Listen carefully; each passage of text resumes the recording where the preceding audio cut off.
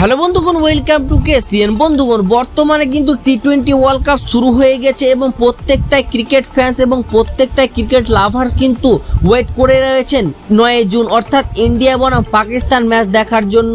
এবং এই হাড্ডাহাড্ডি লয়ারের ম্যাচটি ভারত কি তার স্ট্রং প্লেইং ইলেভেন নিয়ে নামতে চলেছেন এবং কি একাধিক চেঞ্জ করতে পারে এবং কি দুটি পরিবর্তন করতে চলেছে তা জানবো আমরা এই ভিডিওর মাধ্যমে। তো বস দেখো পুরো ভিডিও এবং ভিডিওটা খুব রোমাঞ্চক হতে চলেছে।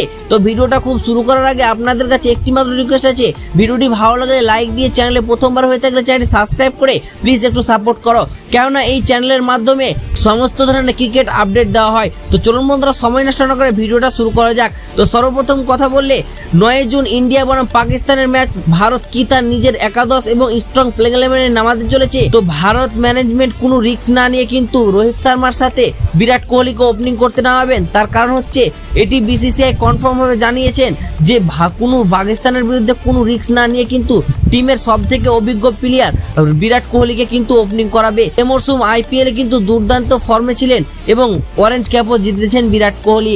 তো নো ডাউট কিন্তু বিরাট কোহলির সাথে রোহিত শর্মা ওপেনিং করতে দেখতে পারবো আমরা। ঠিক তাই 3 নম্বরে বিসিসিআই এবং টিম ম্যানেজমেন্ট এটি কথা আরেকটি ভেবেছেন যে লেফট রাইট হ্যান্ড কম্বিনেশন রাখার জন্য কিন্তু ঋষভ পান্তকে 3 নম্বরে জায়গা দেওয়া হয়েছে।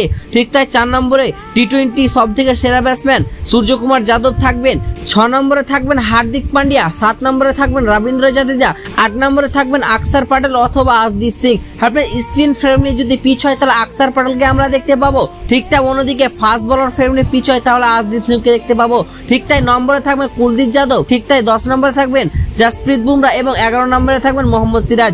এটাই কিন্তু ভারতের কিন্তু বেস্ট প্লেইং ইলেভেন হতে চলেছে পাকিস্তানের বিরুদ্ধে। তো তুমি কার সাপোর্টার এবং ভারত না পাকিস্তান কোন 9 জুন এই ম্যাচটি কে জিততে চলেছেন তোমাদের মূল্যবান মতামত কমেন্ট বক্সে লিখে জানাও। ঠিক তাই অন্যদিকে বিরাট কোহলিকে ওপেনিং করা দরকার না জয়সওয়াল, এটাও কমেন্ট বক্সে লিখে জানাও। ধন্যবাদ।